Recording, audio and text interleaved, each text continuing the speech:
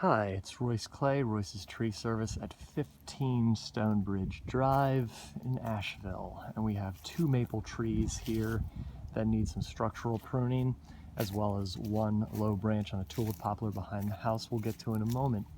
For this guy facing the street on the left, we have 2 leaders, one which has a decay pocket, and we would be reducing it. We would be taking off all of this material down to this cut this year. We would probably also subordinate this one and then come back next year or the following to finish the job.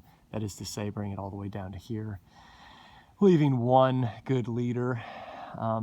There aren't many other cuts in that tree to make. There might be a few spacing issues, a few crossing branches, a few redundant branches, that sort of thing. On this tree, we have more of spacing issues to address, such as these 2 limbs are very close, and one of them is going to win and one of them is going to lose. I don't think that we're going to subordinate this guy, although there is a crack, and we will think about that. We might subordinate that one in the long term, removing it in entirety. And by thinking about that, that might make this decision a little bit easier to remove this branch in entirety at this time, and maybe subordinating this trunk, removing this trunk and leaving this one for the time being, and then on our follow-up trip in a year or two, removing the rest of that leader.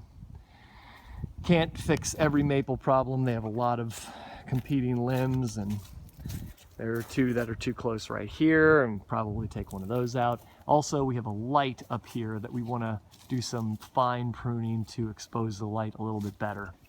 Finally, we have one more small goal here. That's probably a pole saw cut, and it's basically one limb on this tulip poplar.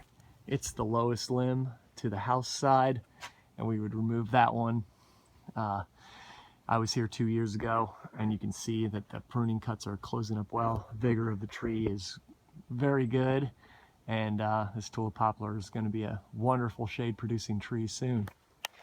Thanks for having me over. Royce Clay, Royce's Tree Service, 11-22-16.